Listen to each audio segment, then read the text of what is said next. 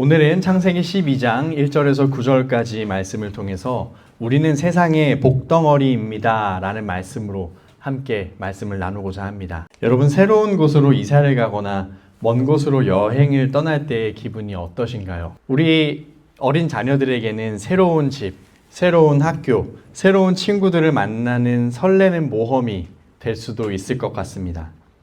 하지만 동시에 익숙한 곳을 떠나서 낯선 환경으로 들어가는 것은 누구에게나 용기가 필요한 일입니다. 한국을 떠나 미국으로 온 이민 1세대들에게는 더 큰 용기가 필요했을 것입니다. 오늘 본문의 주인공 아브람이 바로 그런 큰 이동을 시작합니다. 그런데 아브람이 부름받은 시점의 배경을 알면 이 이야기가 얼마나 놀라운 일인지를 알 수 있습니다. 오늘 본문 앞에 있는 창세기 9장에서 11장까지를 보면 인류는 정말 절망적인 상황이었습니다. 노아의 홍수 이후에도 인간의 죄성은 사라지지 않았고 오히려 전 세계적으로 죄의 영향력이 커져만 갔습니다. 급기야 사람들은 바벨탑을 쌓으며 하나님의 이름을 지우고 스스로의 이름을 내세워 자신들만의 낙원을 건설하려 했습니다. 이 바벨탑 사건을 끝으로 인류를 향한 하나님의 구원 계획은 마치 실패한 것처럼 보였습니다. 온 세상이 하나님을 등진 것 같았기 때문입니다. 하지만 바로 그때 그 절망의 끝에서 하나님은 아브람이라는 한 사람을 선택하셨습니다. 그는 자격이 있는 사람이 아니었습니다. 그 역시 이방신을 섬기던 사람이었지만 하나님은 그를 통해 온 인류를 구원하실 새로운 역사를 시작하셨습니다.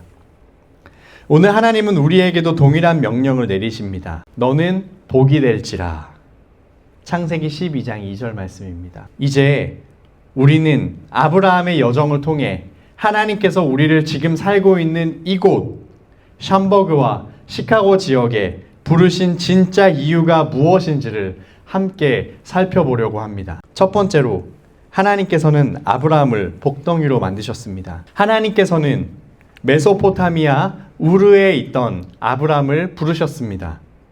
그와 그의 가족들은 다시 메소포타미아 북부에 있는 하란이라는 곳으로 이사를 했습니다. 그리고 이 하란에서 다시 아브라함에게 말씀하셨습니다. 창세기 12장 1절 말씀입니다. 여호와께서 아브라함에게 이르시되 너는 너의 고향과 친척과 아버지의 집을 떠나 내가 내게 보여줄 땅으로 가라. 하나님께서는 아브라함에게 지금 살고 있는 곳을 떠나서 새로운 땅, 가나안 땅으로 가라고 명령하십니다. 그러면서 왜 가야 하는지 그 목적을 말씀해 주십니다. 창세기 12장 2절에서 3절 말씀입니다. 내가 너로 큰 민족을 이루고 내게 복을 주어 내 이름을 창대하게 하리니 너는 복이 될지라. 너를 축복하는 자에게는 내가 복을 내리고 너를 저주하는 자에게는 내가 저주하리니 땅의 모든 족속이 너로 말미암아 복을 얻을 것이라 하신지라. 하나님께서는 지금 아브라함을 부르시고 가라고 명령하시면서 복을 내리십니다. 또한 아브라함에게 너는 복이 될지라 말씀하십니다. 그러니까 하나님께서 아브라함에게 복을 주실 뿐만이 아니라 아브라함에게 너는 복 그 자체가 될 것이다 라고 말씀하십니다. 오늘 설교 제목처럼 너는 이제 복덩어리가 될 것이다 라고 말씀하시는 겁니다. 하나님께서 아브라함을 택하셔서 부르시고 그에게 복을 주시고 그를 복의 통로로 만드신 목적이 무엇일까요? 바로 하나님께서 아브라함을 통해 그 백성들을 모으시고 하나님의 나라를 이 땅에 이루시기 위해서입니다. 아브라함이 그 말씀에 순종했을까요, 여러분? 맞습니다. 아브라함은 하나님의 말씀에 순종했습니다. 하란을 떠나서 가나안 땅으로 이주했습니다. 그런데 순종해서 가나안 땅으로 도착을 했는데 그를 기다리고 있었던 현실은 만만치 않았습니다. 6절 말씀을 보겠습니다. 아브라함이 그 땅을 지나 세겜 땅 모레 상수리 나무에 이르니 그때의 가나안 사람이 그 땅에 거주하였더라. 성경은 지금 가나안 사람이 그 땅에 거주하였다는 것을 강조하고 있습니다. 가나안 사람들은 힘이 세고 문화적으로도 매우 번영했고 기술도 있었고 또한 자신들만의 우상을 가지고 숭배하는 강한 문화를 가지고 있었습니다. 아브라함은 분명 하나님의 복을 약속받고 왔는데 현실은 이미 다른 사람들이 주인 노릇을 하고 있는 낯선 땅이었습니다. 하지만 바로 그 지점에서 하나님께서는 아브라함에게 다시 약속을 주십니다. 아브라함은 믿음으로 그 말씀에 반응합니다. 7절 말씀을 보겠습니다.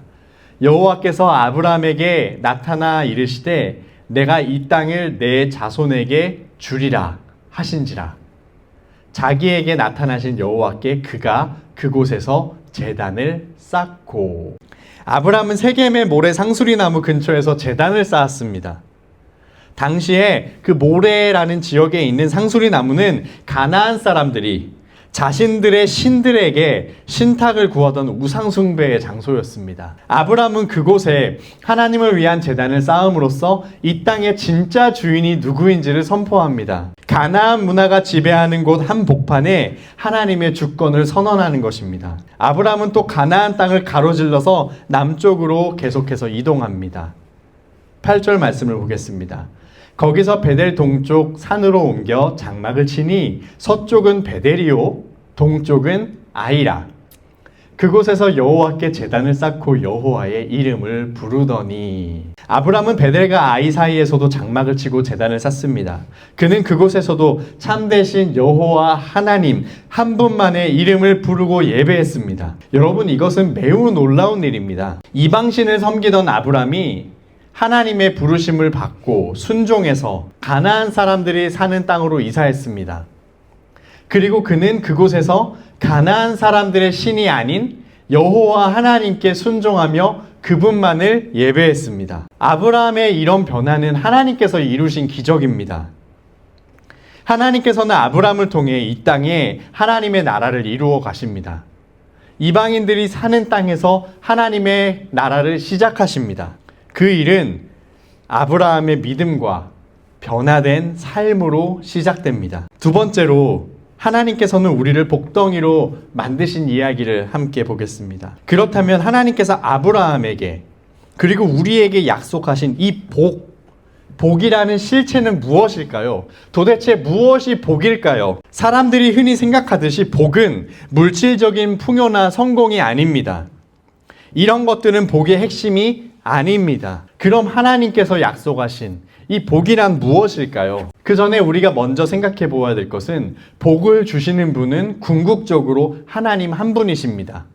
복의 근원은 오직 하나님이십니다. 성경이 말하는 가장 근본적인 복은 하나님과의 바른 관계입니다.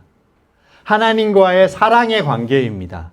하나님께서 나와 함께 하시고 내가 그분의 통치 아래 거하는 상태가 가장 큰 복입니다. 성경에서는 이것을 다른 말로 구원 또는 영생이라고 말씀합니다. 사도 바울은 갈라디아서 3장에서 아브라함이 복을 받는 것을 복음을 듣는 것이라고 해석하고 있습니다.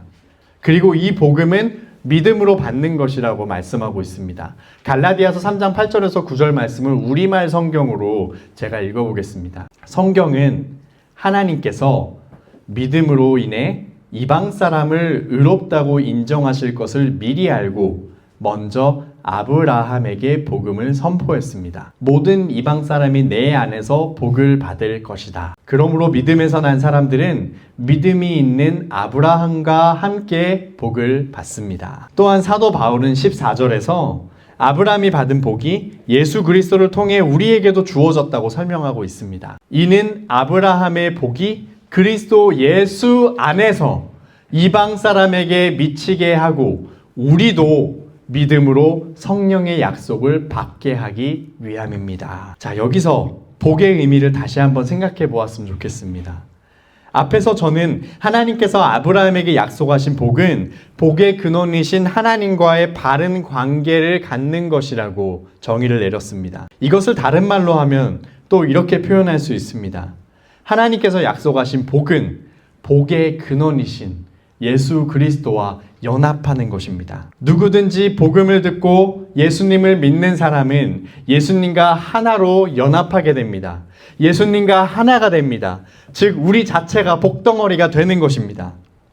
우리 안에 복의 근원이신 예수 그리스도가 언제나 살아계십니다. 우리가 대단한 능력이 있어서가 아니라 우리와 연합된 그리스도께서 복 그 자체이시기 때문에 우리를 만나는 사람들은 우리를 통해서 그리스도의 생명과 은혜를 경험하게 됩니다. 이것이 바로 하나님의 나라가 확장되어 가는 방식입니다. 복을 가진 한 사람 한 사람을 통해 그 주변이 하나님과의 사랑의 관계 안으로 초대받는 것입니다. 결론의 말씀을 드리겠습니다.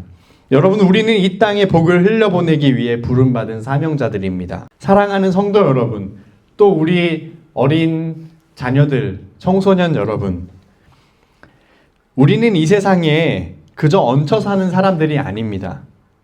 우리 특히 이민 1세대들은 영어도 능숙하지 않고 매우 어렵게 이민 생활을 하고 있습니다. 하지만 오히려 우리는 자신감을 가져야 합니다. 우리는 하나님의 분명한 부르심을 따라 이 땅에서 살아가는 사람들입니다. 우리가 지금 이 미국에서 사는 것도, 이 시카고 지역에 사는 것도 하나님의 부르심을 받았기 때문에 우리가 이곳에 살고 있는 것입니다. 우리로 인해서 오히려 이 땅이 복을 받습니다.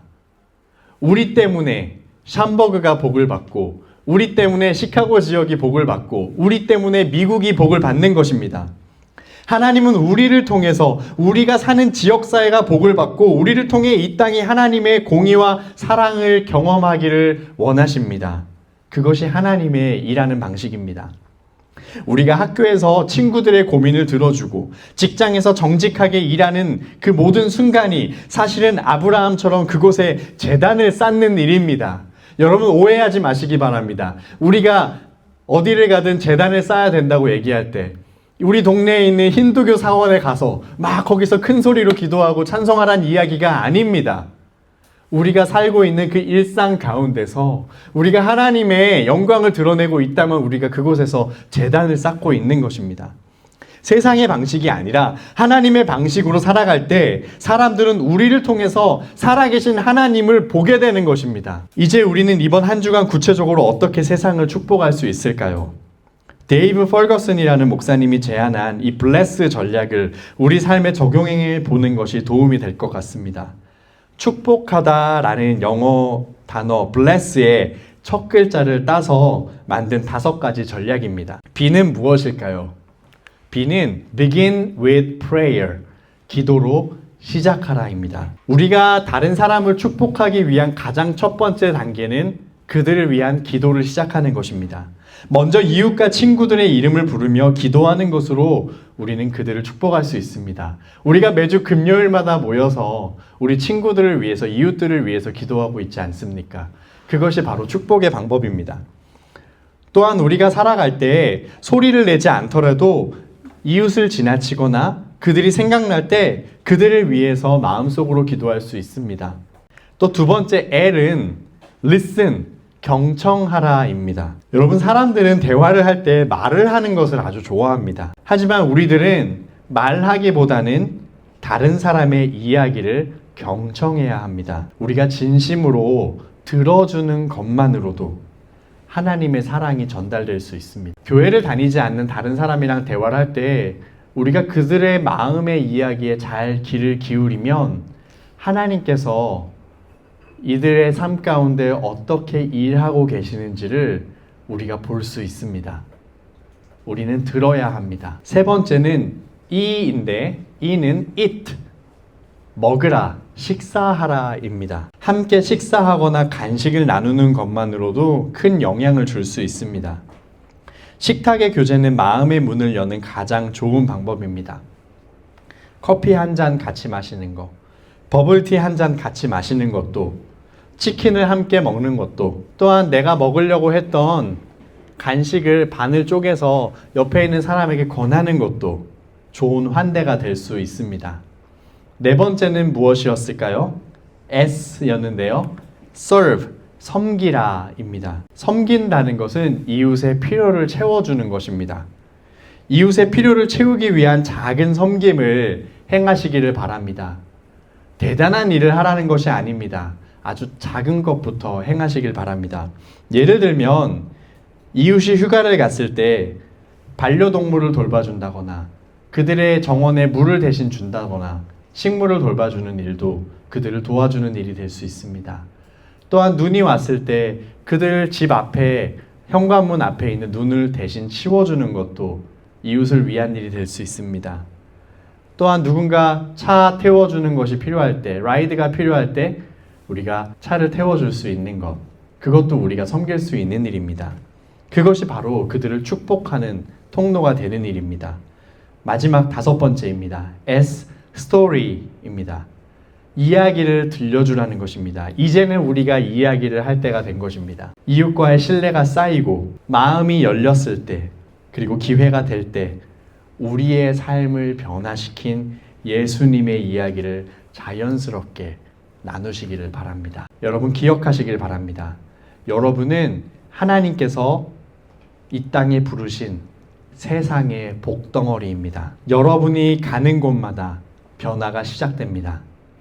이번 한 주간 학교에 갈 때, 직장에 갈 때, 사람들을 만날 때 마음속으로 이렇게 선포하시길 바랍니다. 이곳이 나로 인해서 복을 받는구나. 이 친구가 나로 인해서 복을 받는구나. 여러분과 우리 교회의 축복을 통해 이 땅에 하나님의 나라가 계속해서 이루어져 가기를 저는 간절히 소망합니다. 여러분들도 이 땅의 복으로서 살아가시면서 하나님 나라를 이뤄가시는 한 주 보내시기를 간절히 축원합니다. 다 같이 기도하시겠습니다.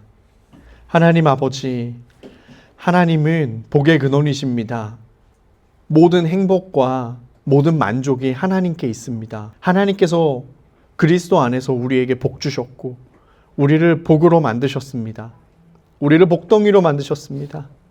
하나님, 우리가 이민자로 이 땅 가운데 살아갈 때에 이방인이지만 여전히 우리는 하나님의 복덩이임을 기억하게 하여 주시옵소서. 우리가 어디를 가든지 주눅들지 않고 사람들을 축복하며 섬기고 그들을 위하여 기도하게 하여 주시고, 그러할 때에 하나님의 영광이 이 땅 가운데 드러나게 해주시고 복음이 전파되게 해주시고 우리를 통해서 많은 사람들이 예수님의 이름을 믿고 자신의 죄를 회개하며 구원받는 놀라운 역사들이 일어나게 하여 주시옵소서. 우리를 통하여 하나님의 나라가 이 땅 가운데 계속해서 확장되어 가게 하여 주시옵소서. 우리 어린 자녀들도 학교에서 또한 친구들을 만날 때에도 그곳에서 그들을 축복하게 하여 주시옵소서. 대학을 가는 우리 자녀들도 새로운 환경에서 사람들을 축복하는 복덩어리로서 살아가게 하여 주시옵소서. 우리 동네 교회를 통하여 이 땅 가운데 하나님의 나라가 계속해서 확장되어 가게 하여 주시옵소서. 이 모든 말씀 우리 주 예수님의 이름으로 기도하옵나이다. 아멘.